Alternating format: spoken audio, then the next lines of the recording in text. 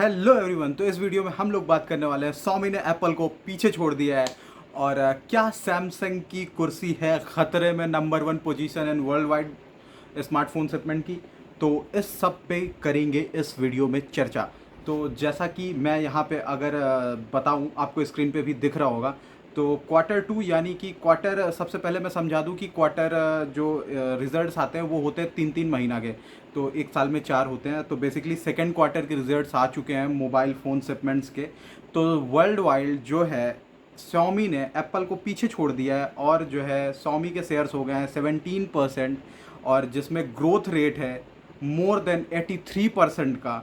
और एप्पल का यहाँ पे ग्रोथ रेट है 1% का, और वो 14% शेयर जो है होल्ड करता है मार्केट में वर्ल्ड वाइड।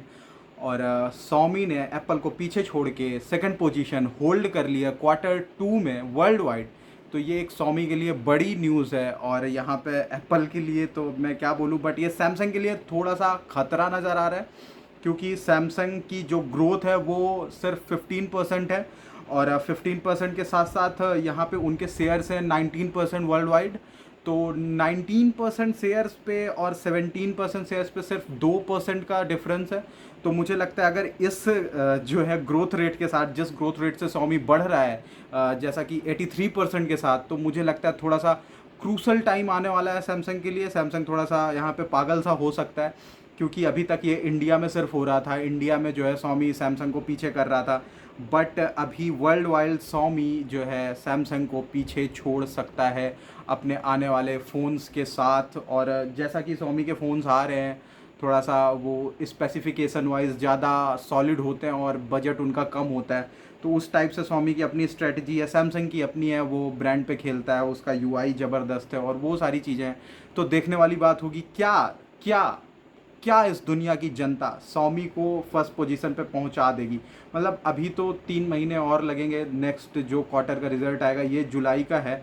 और मुझे ऐसा कहीं ना कहीं लगता है कि अगर सैमसंग इस पर सही से ध्यान नहीं देता है, और ये जो इनकी एम सीरीज़ है उसका जिस तरीके से ये लोग रेट इंक्रीज़ करते जा रहे हैं, और बिना मतलब कि एफ सीरीज़ और ये सब लेके आ रहे हैं, उन सब पे अगर जो है सैमसंग थोड़ा सा कंट्रोल कर ले कहीं ना कहीं।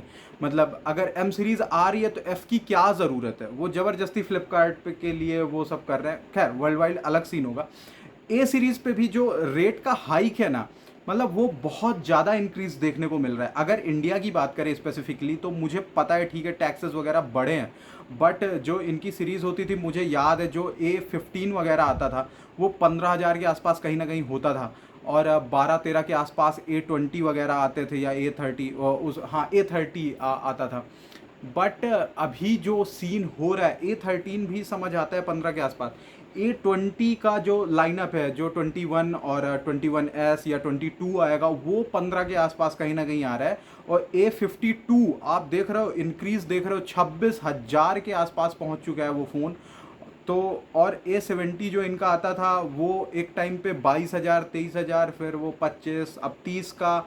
इस बार उन्होंने 37,000 के आसपास कर दिया है A72। तो यार ये सब जो चीज़ें हैं ना, ये कहीं ना कहीं प्रॉब्लमेटिक हो रही हैं। हाँ ऑफ कोर्स यहाँ पे रेट इंक्रीज हो रहे हैं Xiaomi में भी, बट अगर Xiaomi की बात करो तो Xiaomi का जो 10 सीरीज़ थी, मतलब नोट सीरीज़ थी, वो नोट सीरीज़ हमेशा से 10,000 के आसपास कहीं से स्टार्ट होती थी।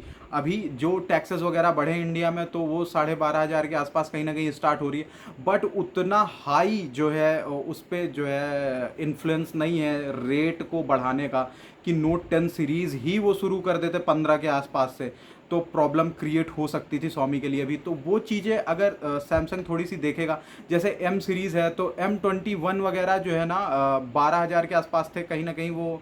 चलो ठीक है, एम सीरीज़ फिर भी समझ आ रही है, बट थोड़ी बहुत चीज़ें उसमें मुझे लगता है फ़ोन्स थोड़े कम कर देने चाहिए सैमसंग को। जैसे एम सीरीज़ ही है तो उसमें 4-5 जो भी फ़ोन रखने हैं ठीक है, बट उसको बहुत फैलाना नहीं है। मतलब एफ सीरीज़ भी डालने का कोई लॉजिक नहीं बनता है। अगर सेम सेट एम सीरीज़ का बिक रहा है तो उसको सिर्फ फ्लिपकार्ट पे बेचने के लिए आप एफ सीरीज़ नाम से क्यों लेके आ रहे हो।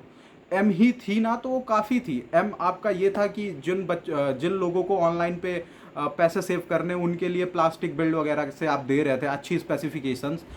तो एफ सीरीज़ का कोई लॉजिक ही नहीं बनता है। बट क्योंकि अगर आप एप सीरीज़ पे थोड़ा बहुत तो वर्क करोगे ना, थोड़ी तो R&D करोगे ना, उसका पीछे का जो बैक चेंज करोगे, जो आप उस पर थोड़ा बहुत मार्केटिंग करोगे, थोड़ी बहुत उसकी डिज़ाइन चेंज करोगे, लुक एंड फील चेंज करोगे, उस पर आपका पैसा, एनर्जी सब कुछ वेस्ट होगा।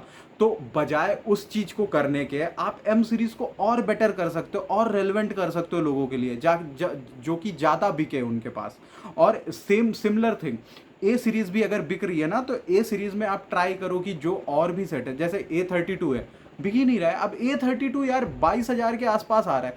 A32 कहीं ना कहीं 15 से 18 के बीच होना चाहिए था। अब वो क्या बोलूँ मैं सैमसंग को। खैर, ये उनके लिए एक बेल नोटिफिकेशन है सैमसंग को, जो कि उनको मिल गई होगी इसके साथ। अगर इस तरीके का ग्रोथ इंक्रीज रहा Xiaomi के साथ ना वर्ल्ड वाइड, तो वो दिन कहीं दूर नहीं है जब Xiaomi टेक ओवर कर लेगा फर्स्ट पोजीशन।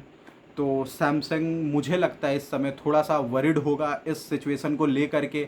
और ये सब जो हो रहा है, मतलब पहले अगर कहीं कुछ था ऐसा, तो हुआवे मुझे याद है कि वो सेकंड लीड यहाँ पे करती थी कभी कभी, और एप्पल नीचे आ जाता था। एप्पल से तो खैर हम कोई बात नहीं कर रहे हैं, वो इतने सारे सेट्स नहीं लेके आता है, बट फिर भी एप्पल के लिए भी है, ग्रोथ रेट सिर्फ 1% है आफ्टर कोविड।